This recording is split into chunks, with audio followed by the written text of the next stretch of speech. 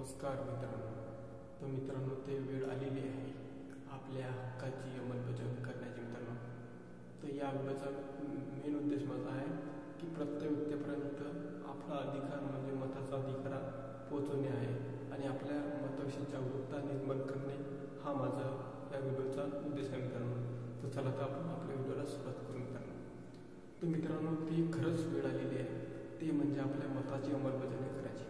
म्हणजे आपण म्हणजे प्रत्येक दरवर्षी आपण म्हणजे दर 5 वर्षानंतर आपण एका आमदाराला आपण निवडून देतो, पण तो त्याच्या कार्य म्हणजे आपल्या तो नेतृत्व करतो आपलं, पण ॲक्च्युली आपल्या खरं तो समस्या सॉल्व करतो का, सर्व समाधानी होते का, तर या घटनेचा उहापोह करणे गरजेचं आहे मित्रांनो. कारण की डॉक्टर बाबासाहेब आंबेडकरांनी हे भारतीय संविधान लिहिलं तर पुढील सत्ता ही जनतेच्या हाती दिलेली आहे. म्हणजे त्यांचे मत होतं की जनता ठरवेल की त्यांचं सरकार कसं असलं पाहिजे किंवा जनताच प्रतिनिधी निवडेल, नाही बा जनताच ठरवेल की त्याचं प्रतिनिधित्व कसं असलं पाहिजे. त्यामुळं बाबासाहेबांनी भारतीय घटनेमध्ये सर्व भारतीयांना एकाच वेळी म्हणजे दिलं अधिकार, मतदानाचा अधिकार एकाच वेळी सर्व भारतीयांना. इतर देशामध्ये वेगवेगळ्या ठिकाणी काही पुरुषांना दिलं, काही महिलांना दिलेले, पण मात्र भारत हा असा एकमेव देश आहे की तिथं एकाच वेळेस सर्व नागरिकांना, स्त्री पुरुष सर्वांना मतदानाचा दिलं आहे मित्रांनो. तर मित्रांनो, कसं आहे मित्रांनो, तर का द्यायचं आपण म्हणजे मतदान करायचं मित्रांनो, 100% करायचं मित्रांनो. स्पेशल तुम्ही घरी जायचं आणि स्पेशल मतदान करायचं मित्रांनो. तुम्ही जर बाहेर वगैरे असेल तर नक्की 100% मतदान करायचं. आणि मित्रांनो, आपण समजा मतदान करतो मित्रांनो, पण आपल्या जे समस्या राहतात ते सोडवणं होते काय, तर मित्रांनो आपल्या अनेक समस्या आहेत. आता बघितलं मित्रांनो, तुम्ही या 5 म्हणजे तुम्हाला म्हणजे 7 मुद्दे काढले मित्रांनो, त्याच्या आधारे तुम्ही मतदान करा मित्रांनो. तुमची समस्या सोडवून झाली पाहिजे.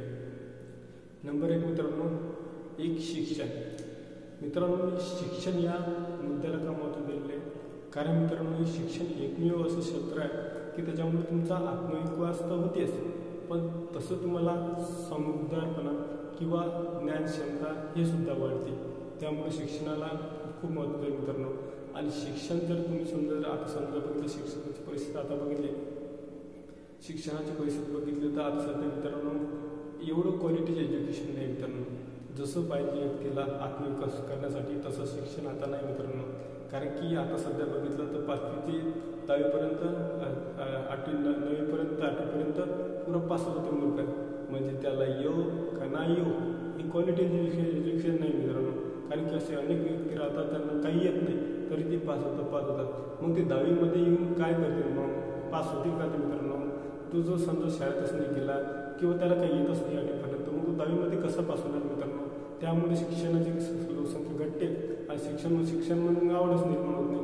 त्यामुळे मित्रांनो लहानपण KG to PGपर्यंत फ्री ऑफ कॉस्ट एज्युकेशन पाहिजे मित्रांनो. त्याच्यानंतर क्वालिटी एज्युकेशन पाहिजे, म्हणजे तो विकास झाला पाहिजे, त्याला डेव्हलपमेंट शिकलं पाहिजे किंवा त्यांना आतापासून म्हणजे लहानपणापासून त्याला भगतसिंग कळलं पाहिजे. महापुरुष शिवाजी महाराज, छत्रपती शिवाजी महाराज, डॉक्टर बाबासाहेब आंबेडकर अशा महापुरुषाचे विचार त्याला अवगत झाले पाहिजे. अशा सिलेबसचा समावेश केला पाहिजे मित्रांनो. त्यामुळे त्यांचा ॲटोमॅटिकली त्यांचा म्हणजे प्रबळ क्षमता निर्माण होते मित्रांनो. त्यामुळे शिक्षण हे दिलंच पाहिजे मित्रांनो, फ्री ऑफ कॉस्टमध्ये. कमसे कम तुम्ही क्वालिटी एज्युकेशन द्या, म्हणजे कमसे कम त्यांना जागरूकता निर्माण होते मित्रांनो. ठीक आहे. तर मित्रांनो, फर्स्ट माझा पॉईंट झालेलं की शिक्षण फ्री ऑफ कॉस्ट असलं पाहिजे KG to PGपर्यंत आणि क्वालिटी पाहिजे मित्रांनो. क्वालिटी आताच्या एज्युकेशनमध्ये काहीच क्वालिटी नाही मित्रांनो. ठीक आहे. हे मागणी म्हणजे ही एक मागणी आपली हे पूर्त झाली पाहिजे मित्रांनो. दुसरं म्हणजे मित्रांनो आरोग्य मित्रांनो. आताचे सध्याची कंडिशन मित्रांनो भारताच्या कंडिशनमध्ये हॉस्पिटलमध्ये किंवा हॉस्पिटलमध्ये कोणत्या सरकारमध्ये जाणार तुम्हाला किती घाणेरडे किंवा असे म्हणजे स्वच्छता नाही मित्रांनो. आणि असं बघितलं तर तिथं म्हणजे पेशंट इकडं तिकडं म्हणजे व्यवस्था नाही, बेडची सुद्धा व्यवस्था नाही मित्रांनो. तर त्यामुळे असं म्हणजे सरकार किंवा तुमचा नेतृत्व म्हणजे प्रतिनिधी पाठवा की तो तुमचा समस्या सोडून करेल, जो तुम्हाला योग्य तो सुविधा उपलब्ध करून देणार. जसं की हॉस्पिटल झाले मित्रांनो, अनेक ठिकाणी म्हणजे सरकारी हॉस्पिटलमध्ये चांगल्या सुविधा देणे, चांगल्या औषधं पुरवणे किंवा चांगला पुरवठा निर्माण झाला पाहिजे. म्हणजे दिला पाहिजे करून, कारण की आपण सामान्य जनतेचे सरकार आहे मित्रांनो, आणि हा पैसा जो सरकार खर्च करते तो सरकारचा नसते मित्रांनो, तो आपण टॅक्सनुसार किंवा इतरनुसार आपण जो देतो तो पैसा असतो मित्रांनो. तर त्यामुळे आपल्या तो जर आपल्यासाठी जर खर्च होत नसेल तर मग आपण प्रतिनिधी म्हणजे एवढी मोठी मेहनत करून मग जर आपल्याला त्याचं फळ नाही मिळत असेल तर मग काय. आणि मित्रांनो मी म्हणजे असं सरकारी हॉस्पिटलमध्ये गेलो होतो, तर इथं म्हणजे पेशंट एक स्त्री बघितली की ते त्याच्या पतीला पाठीवर बसून ती अशी म्हणजे इकडं तिकडं म्हणजे जात होती, म्हणजे हे होती, म्हणजे पेशंट इकडे द्या, तिथे वेटिंग जा, तिथं थांबा, म्हणजे अशी परिस्थिती भारताची मित्रांनो.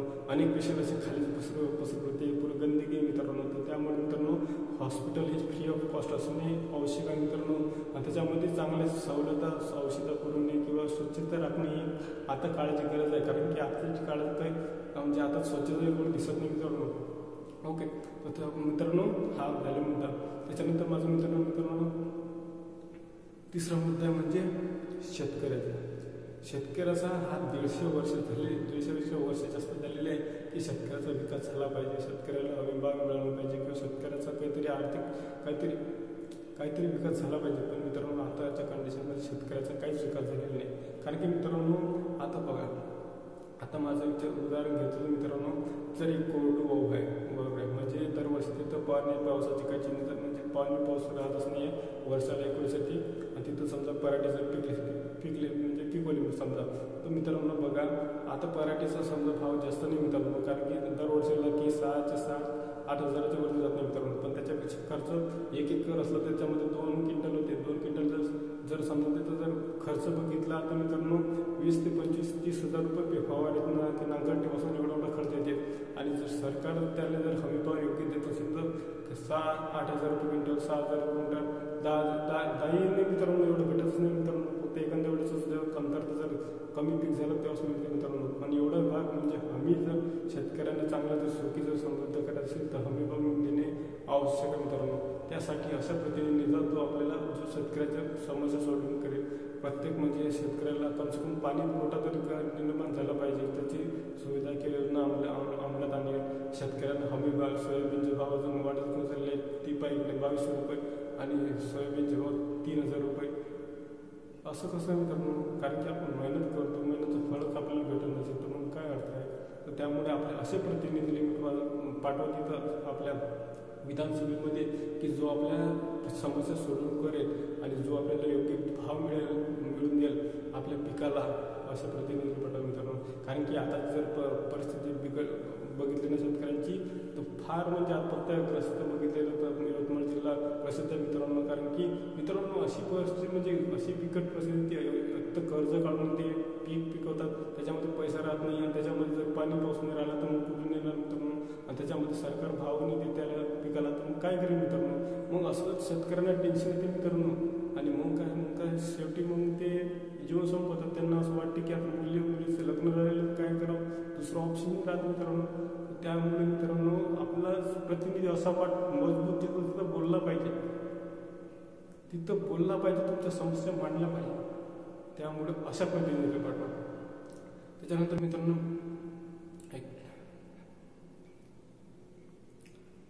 तिसरा पॉईंट मित्रांनो, बेरोजगारी एवढी भयानक आहे भारतामध्ये, महाराष्ट्रामध्ये एवढी भयानक आहे मित्रांनो, बहुत भयानक आहे. पण त्याच्यामध्ये जर सरकार असा प्रतिनिधी म्हणजे सरकार पाहिजे मित्रांनो, जो आपल्याला मोठ्या प्रमाणात रोजगार उपलब्ध करणार. कमी पैशात चालेल ना मित्रांनो, कम से कम रोजगार तर मिळाला पाहिजे, कम से कम फॅमिलीला थोडंसं काही आधार तरी होते मित्रांनो. इथं तर भारतामध्ये अशी म्हणजे विषमता दिसून येते, एकाला 70,000 रुपये पेमेंट आणि दुसऱ्याला काही 5,000 भेटत नाही, 10,000 भेटत नाही मित्रांनो. त्यामुळे सरकारने अशी काही योजना काढावी किंवा योजना नाही मित्रांनो, पण कम से कम म्हणजे रोजगार तर मिळून द्यावं. आता ते काहीतरी लाडका भाऊ योजना काढलेला आहे मित्रांनो, काही त्यांना काही खरं नाही मित्रांनो. ते कंत्राटी भरलेलं आहे आणि 6 महिने झाले की मग त्याच्यानंतर काय अर्थ आहे, म्हणजे लाईफमध्ये चेंजेस नाही होत आहे. तर कम से कम रोजगार निर्माण करून द्या ना तुम्ही, म्हणजे चांगला सरकारी जागा काढा, जागा राहत मित्रांनो. पोलीसमध्ये याच्यामध्ये आणखी शासकीय पदामध्ये बहुत सारे रिक्तपदं आहेत, पण ते भरायला पाहिजे मित्रांनो. किंवा उद्योगमध्ये असं चंद्रपूर सारखे गडचिरोली सारखे इथंमध्ये म्हणजे चांगला उद्योग करता येते मित्रांनो जर केलं तर. आता मुंबई सारख्या एवढ्या सिटीमध्ये तिथं पण उद्योग भेटू शकते मित्रांनो. तिथंच एखादी फॅक्टरी काढून टाका किंवा चंद्रपूर सारख्या एका ठिकाणी मस्त की एखादा उद्योग काढता येते मित्रांनो. आता घरी बसल्या म्हणजे असे अनेक असे व्यक्ती आहेत जे इकडे तिकडे म्हणजे UP बिहारमध्ये जातात मित्रांनो रोजगारासाठी, महाराष्ट्रातूनही जातात आणि तिकडून इकडे येतात. तर त्यामुळे आपल्या मोठ्या प्रमाणात म्हणजे रोजगार उपलब्ध करून त्यांनी जॉबची समस्या सोडवणे आवश्यक आहे मित्रांनो. कारण की जॉब जर स्टुडंट युवा पुरुष म्हणजे APJ अब्दुल कलामनी आपल्या जे तरुण आहेत त्यांना म्हणजे त्यांना आपले युगमधलेले आहे श्रीमंती आहे म्हणजे युग हे जगाची संपत्ती आहे म्हणते. युवकाला तुम्ही जपा, चांगला प्रोडक्टिव्ह बना. म्हणजे प्रोडक्टिव्ह म्हणजे तो आपल्या भारताचा विकास करेल, राष्ट्रासाठी हितासाठी झटेल. त्यामुळे तोच जर परेशान झाला समजा राष्ट्रीय युग, तर तो काय करणार आहे देशासाठी, त्याच्या कुटुंबासाठी काय करू शकत नाही, तर मग राष्ट्रासाठी काय करणार आहे मित्रांनो. त्यामुळे तो पण डेव्हलप झाला पाहिजे किंवा त्याला जास्तीत जास्त सुविधा उपलब्ध करून देणे म्हणजे प्रोडक्टिव्ह त्याला आपल्या मेकॅनिकल इंजिनिअरमध्ये किंवा इतर इंजिनिअरमध्ये त्यांना म्हणजे प्रोडक्टिव्ह बना. म्हणजे तो कसा याच्यानुसार काय निर्माण करेल भविष्यामध्ये असं बनवलं पाहिजे. किंवा त्यांना AI फॅकल्टीमध्ये म्हणजे प्रॅक्टिकल नॉलेज दिलं तर पाहिजे आणि त्याच्यानंतर मग तो आपला भविष्याचा म्हणजे कारोबार बिझनेस तो पुढं करू शकेल ना. तर त्यामुळे कम से कम रोजगार तरी दिला पाहिजे मित्रांनो. मग त्यामुळे सरकारनं अनेक योजना काढल्या किंवा रोजगार कशामध्ये आपल्या महाराष्ट्रामध्ये एवढ्या जमिनी आहे. जमीन म्हणजे मित्रांनो म्हणजे प्रोडक्टिव्ह आहे, म्हणजे काही पण कोणता पण उद्योग निर्माण करता येते, फक्त ते धाडस पाहिजे मित्रांनो. त्यामुळे ते सरकारनं अशा प्रतिनिधीला पाठवा की जो आपला म्हणजे जो रोजगार उपलब्ध करून देणार आहे. आपला जो एरिया आहे समजा अकोला झाला, अमरावती झाला, कोल्हापूर झालेलं आहे, असे ठिकाणी मस्त की फळासाठी जर समजा एखाद्या नागपूरचं बघितलं तर संत्र्यासाठी आहे, तर संत्र्याची एखादी फॅक्टरी काढून टाकणार म्हणजे तिथल्या लोकांना रोजगार सुद्धा मिळते आणि आर्थिक गुंतवणूक सुद्धा होते. आणि विदेशामध्ये संदर्भ जातात, आणखी काय पाहिजे. तर त्यामुळे तिथंच रोजगार निर्माण करणे आवश्यक आहे मित्रांनो. आणि मित्रांनो नेक्स्ट मुद्दा आहे माझा महिलांची सुरक्षितता. आता महिलांची सुरक्षितता म्हणजे मित्रांनो तुम्ही बघत राहिले आतापर्यंत बदलापूर झालेले आहे, त्याच्यानंतर निर्भया असे अनेक म्हणजे दिवसेंदिवस म्हणजे वाढत चाललेले आहे मित्रांनो. म्हणजे हे कमीच होत आहे. त्यामुळे आता महाराष्ट्राला किंवा भारताला महिला सुरक्षेची कायद्याची जरूरत आहे मित्रांनो. आता शांततेच्या काळात काढण्याची गरज आहे. तर तुम्हाला असा प्रतिनिधींनी पाठवा जो आपल्या महिलाविषयी किंवा याच्याविषयी जागरूकता निर्माण करेल आणि महिलाविषयी जास्तीत जास्त कायदे करेल, म्हणजे कायदे निर्माण करेल. कारण की आताची कंडिशन बघितलं ना मित्रांनो, महिला सुरक्षित नाही आहे, कुठेच सुरक्षित नाही आहे. तर त्यामुळे अशा म्हणजे व्यक्तीला पाठवा जो समजा असं कायदा बनवेल विधानसभेमध्ये, म्हणजे महिला सुरक्षित राहायला पाहिजे. किंवा तुरंत अशी एक ऑफिशियली म्हणजे एक डिपार्टमेंट करायचं की ते तुरंत महिला सुरक्षित आहे.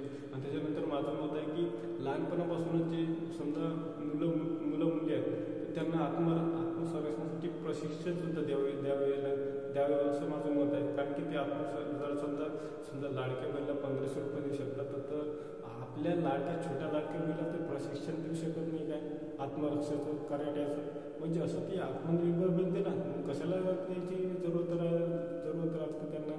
तर त्यामुळे माझं मत आहे की कम से कम प्रशिक्षण तरी त्यांना कराट्याचं त्याच्यासाठी फ्री ऑफ कॉस्ट करा. आणि माझं मत आहे की तुम्ही क्वालिटी एज्युकेशन करत ना, त्याच्या क्वालिटीमध्ये आपल्या शाळेमध्येच तुम्ही आपल्या कराट्यामध्ये हे शिक्षण घेऊन घ्यायचं. म्हणजे ते पण शिक्षण पण सुद्धा होते आणि आपलं क्वालिटी एज्युकेशन पण मिळते. म्हणजे तिथल्या शाळेमध्येच आपलं सेल्फ म्हणजे डिफेन्स शिकवता येते ना मित्रांनो. तर त्यामुळे हा एक मुद्दा आहे मित्रांनो. त्याच्यानंतर मुद्दा आहे माझा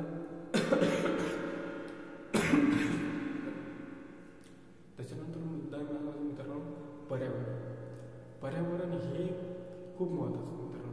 पर्यावरण का सांगतो मित्रांनो, कारण की आपण पर्यावरणाला म्हणजे जिवंत आहोत मित्रांनो. कारण की पर्यावरण जर वातावरण जर चांगलं नाही तर आपलं आरोग्य चांगलं राहणार नाही. आरोग्य चांगलं नाही राहणार तर मग शारीरिक आपण मानसिक आजार होतो मित्रांनो.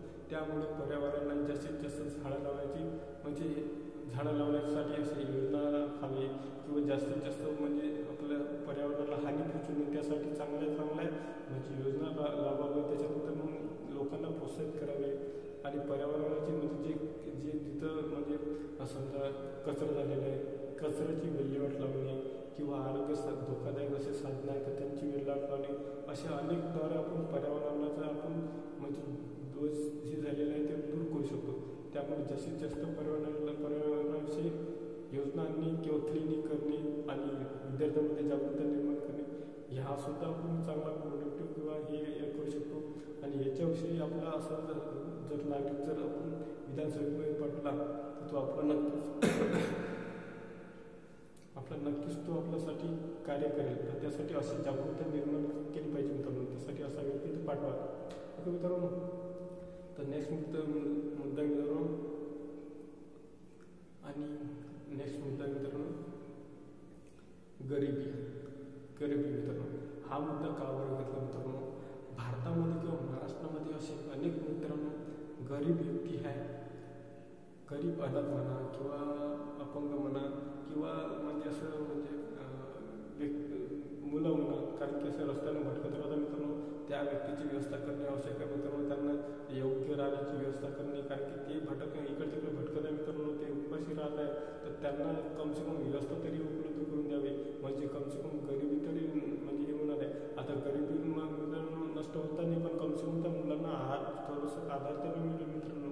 आता असे अनेक कुटुंब राहतात ते रस्त्यावरती म्हणजे त्यांचं म्हणजे ते इकडं म्हणजे इकडून दुसरीकडून येतात पण ॲक्च्युली त्यांचं अस्तित्व म्हणजे आहे ते माणूस म्हणून जगू शकत नाही मित्रांनो, कारण की ते जीवनच कसं राहते, ते इकडे तिकडे कोणते रोडावर राहतात कोणते त्यांना पण चांगलं व्यवस्था म्हणजे आहार किंवा त्यांना व्यवस्थित घर किंवा उपलब्ध करून द्यावं सरकारने. असं सरकार निर्माण झालं पाहिजे मित्रांनो की जे अशा व्यक्तीला जे समजा गरीब आहेत किंवा जे रस्त्यावरती आहेत त्यांना अशी व्यवस्था करून देण्यासाठी सरकार निर्भय असलं पाहिजे मित्रांनो. कारण की जास्तीत जास्त सरकार ही जनतेसाठी असते, जनतेच्या कार्यासाठी असते, त्यामुळे जनतेसाठी कार्य करणे सरकारला गरज आहे. तर त्यामुळे जनतेसाठी कार्य करणारे असं सरकार निवडा मित्रांनो. हे आता आलेले 20 नोव्हेंबर ही आपलं भविष्य ठरलं मित्रांनो. तर मित्रांनो एवढंच बोलतो. तुम्हाला हा व्हिडिओ नक्कीच आवडला असेल तर मित्रांनो हा माझा उद्देश फक्त तुम्हाला जागरूकता निर्माण करणे, आपल्या हक्काविषयी जाण करणे आणि आपण कशासाठी त्या व्यक्तीला प्रतिनिधीला निवडतो ते सांगणे मित्रांनो.